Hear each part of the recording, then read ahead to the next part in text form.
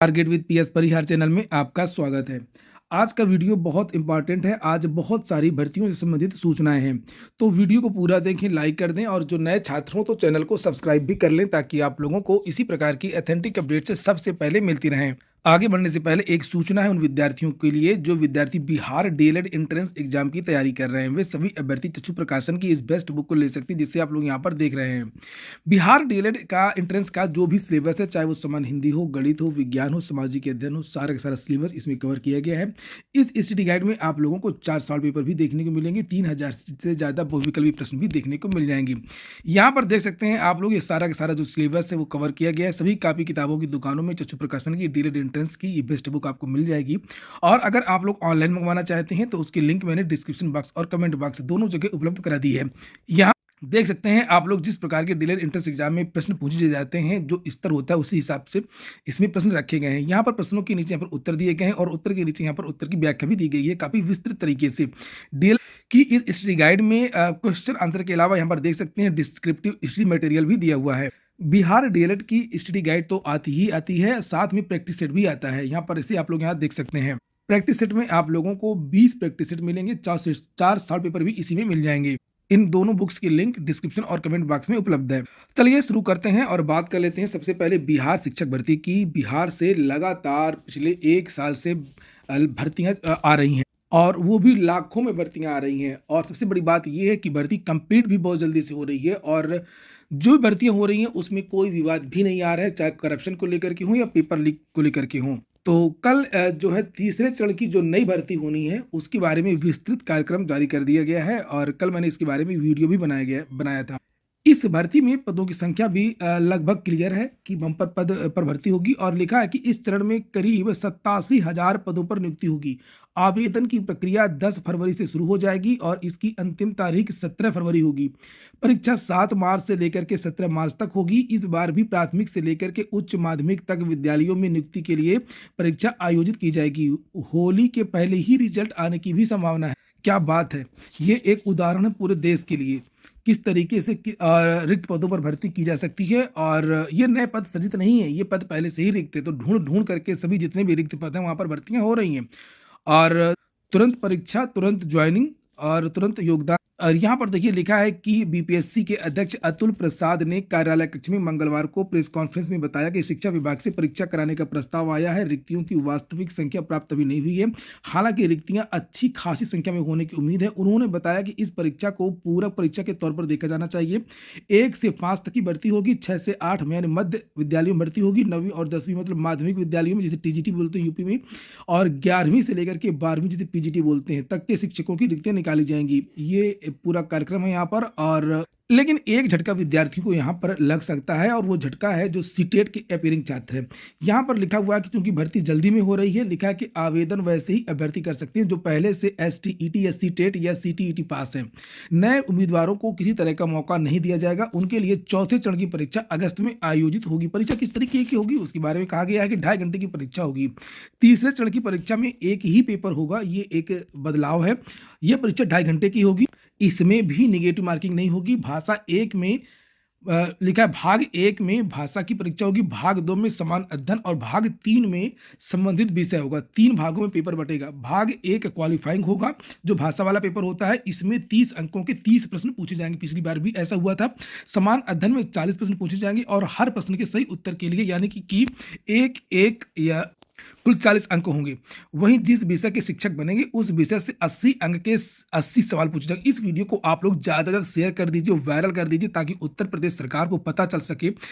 उत्तर प्रदेश सरकार के साथ साथ में केंद्र सरकार को भी पता चल सके, बीजेपी सरकार को भी पता चल सके, बीजेपी के नेताओं को भी पता चल सके कि किस तरीके से भर्तियां की जाती हैं, ताकि कुछ शर्म आए इन नेताओं को और इन सरकारों को। यहाँ पर लिखा है कि वहीं जिस विषय के शिक्षक बनेंगे उस विषय से 80 अंक के 80 सवाल पूछे जाएंगे। भाषा में क्वालिफाइंग करने के बाद ही मेधा सूची बनाई जाएगी। एक ही बुकलेट में तीनों भाग होंगे और परीक्षा का जो सिलेबस है वो एनसीईआरटी और एससीईआरटी से होगा। और ये भी बता दिया गया है कि जैसे इस बार हुआ है वैसे ही टीआरई 3 में भी होगा। पूरक रिजल्ट जारी नहीं होगा। अगर कोई पद रिक्त रह जाता है तो उसको अगली भर्ती में जोड़ा जाएगा। आयोग के सचिव रवि भूषण ने बताया कि तीसरे चरण में पूरक रिजल्ट जारी नहीं निकाला जाएगा। यह एक तरह से पूरक परीक्षा ही है। 1 से 2 दिन में परीक्षा से संबंधित विज्ञापन जारी होगा। यह परीक्षा दूसरे चरण की तरह होगी। आवेदन करते समय ध्यान रखना होगा, किसी तरह की गड़बड़ी होने पर अभ्यर्थी खुद जिम्मेदार होंगे। दूसरे चरण की बहाली की जो प्रक्रिया है वो पूरी तरीके से अब समाप्त हो गई है। तो अब हम लोग बात करेंगे यूपी की नई प्राथमिक शिक्षक भर्ती की, उसके बारे में भी आज के समाचार पत्रों में जानकारी दी गई है। लखनऊ में ये धरना प्रदर्शन हो रहा है।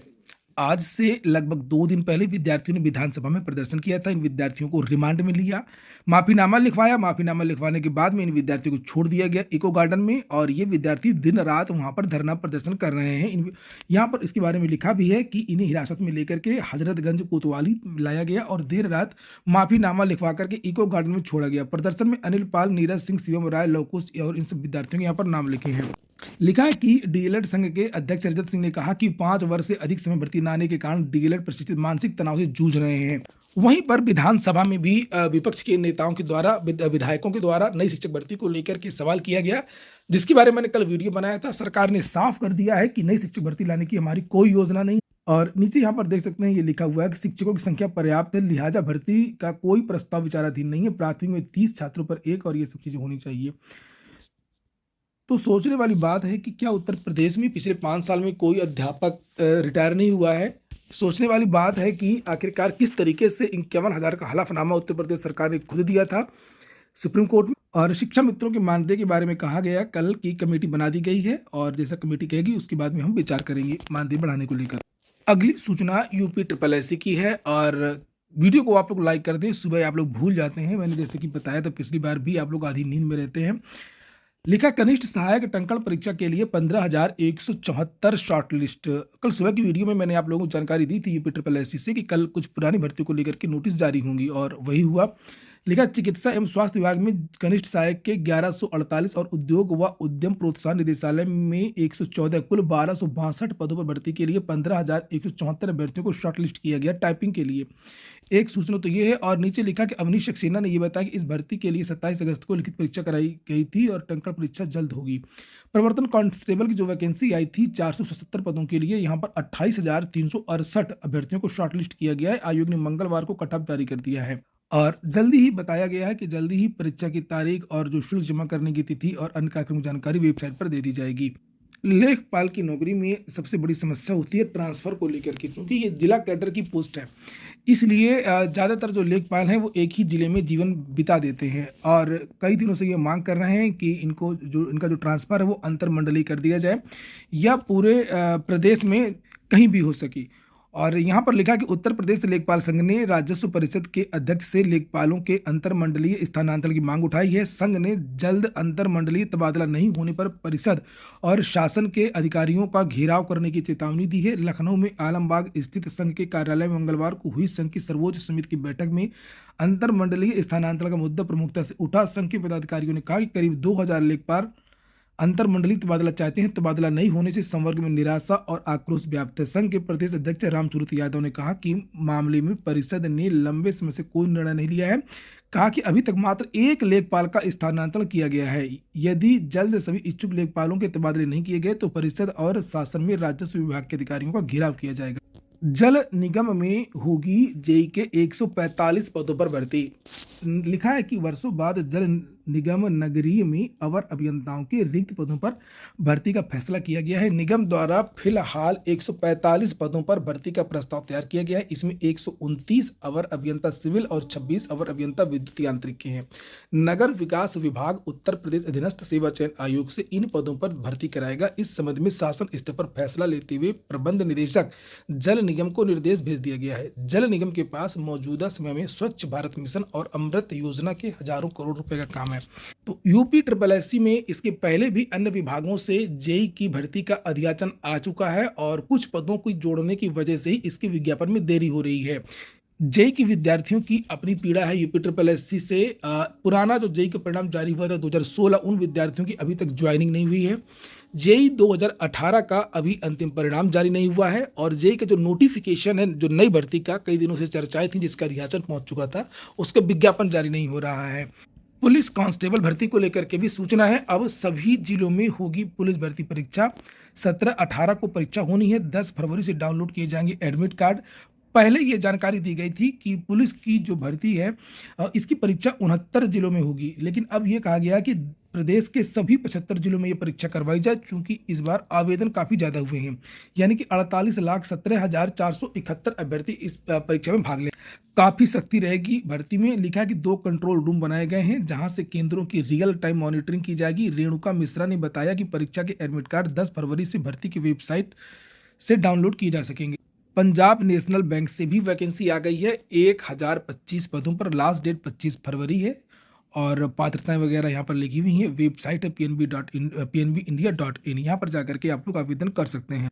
कुछ और वैकेंसीज के बारे में जानकारी दी गई है, जैसे राजस्थान लोक सेवा आयोग से वरिष्ठ अध्यापक की भर्ती आई है 347 पदों पर। इसकी जो लास्ट डेट है वो 6 मार्च है। तो जो भी पात्र विद्यार्थी हैं वो आवेदन कर सकते हैं। वेबसाइट है rpsc.rajasthan.gov.in।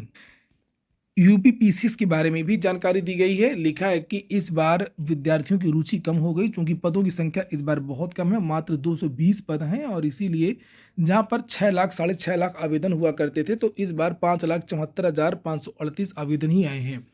लिखा है कि 17 मार्च को और ये लिखा प्रारंभिक परीक्षा 17 मार्च को और मुख्य परीक्षा 7 जुलाई से प्रस्तावित है। ऐसे में परीक्षा का चयन परिणाम भी इसी साल जारी होने की उम्मीद है। अरे जब इतने कम पदों पर वैकेंसी निकालोगे तो चाहे उसको एक ही दिन में करा लो।